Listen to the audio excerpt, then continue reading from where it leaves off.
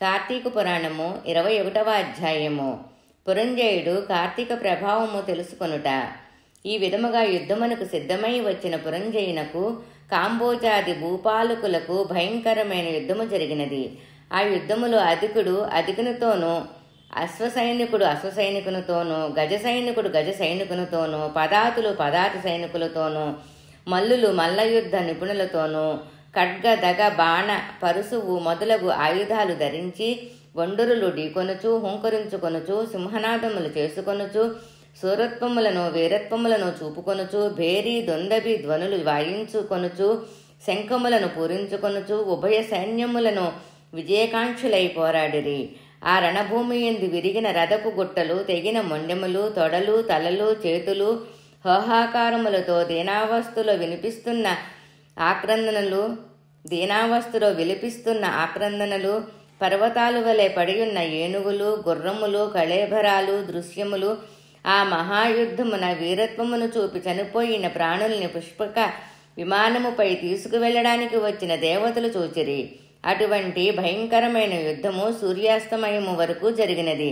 కాంబోజాది భూపాలర సైన్యము చాలా నష్టపోయిను. అయినను 3 అక్షయహీనులున్న వారి సైన్యము 7 అక్షహీనుల పురంజయుని సైన్యమును అతి సాహసముతో పట్టుదలతో ఓడించినది. పెద్ద సైన్యమున్నను పురంజయునుకు అపజయము కలిగెను. రహస్య మార్గమున శత్రువుల కంటపడకుండా తన గృహానికి పారిపోయిను. బలోపేతుడులైన శత్రురాజులను రాజ్యమును ఆక్రమించుకున్నారు.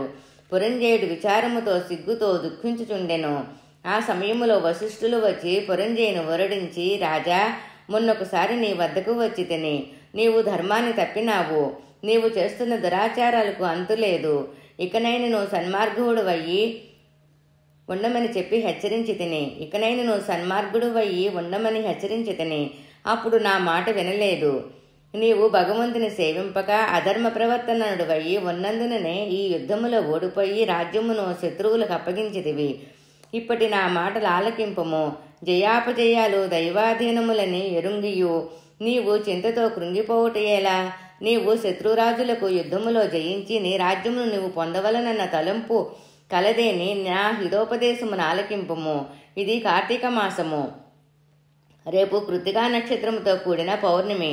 కాన స్నాన జపాది నిత్యకర్మలు ఆచరించి దేవాలయమునకు వెళ్ళి దేవుని సన్నిధిన దీపము వెలిగించి దీపారాధనము చేసి భగవన్నామ స్మరణ చేయుచు నాట్యము చెయ్యము. ఇట్లొనర్చినచో నీకు పుత్ర సంతతి కలుగుతుంది. అంతియే కాదు, శ్రీమన్నారాయణుని సేవించుట వలన శ్రీహరి మిక్కిలి సంతోషం పొంది నీ శత్రువులను దునుమాడుటకు నీకు చక్రాయుధము కూడా ప్రసాదించును. కనుక రేపు అటుల చేసిన ఎడల పోగొట్టుకున్న రాజ్యమును తిరిగి పొందగలవు.